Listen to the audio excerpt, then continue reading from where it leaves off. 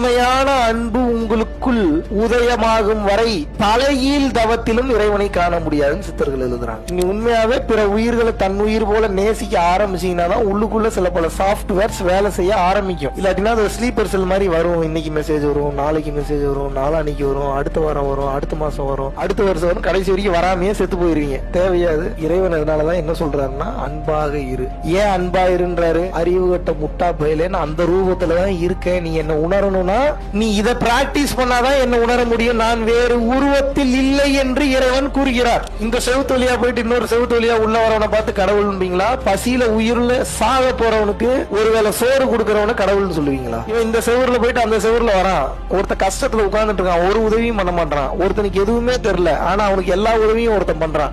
இந்த ரெண்டு பேர்ல யார கடவுளா பாப்பீங்க? அப்ப சொல்லுங்க, சித்து வேலைகளை விட கொடுக்கும் தன்மை பெரியதா இல்லையா? சித்துக்கெல்லாம் ஆதி சித்து கொடுக்கிறது என்ன நினைக்கிறீங்க?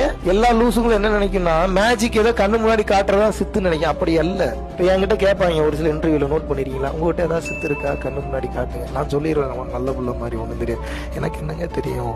இப்ப எனக்கு சித்து தெரியுமா தெரியாதான்றதுக்குள்ள இப்ப போவேன். அப்ப நான் என்ன சொல்றேன், ஒருவனுக்கு தன்னை உயர்த்தி இந்த உலகம் என்பதே பொய் என்பதை உணர்ந்து இறைவனை நோக்கி பயணம் பண்ண வைக்கிறோம், தன்னை உணர வைக்கிறோம். இதுக்கு மேல ஏதாவது சித்து உலகத்துல இருக்கா?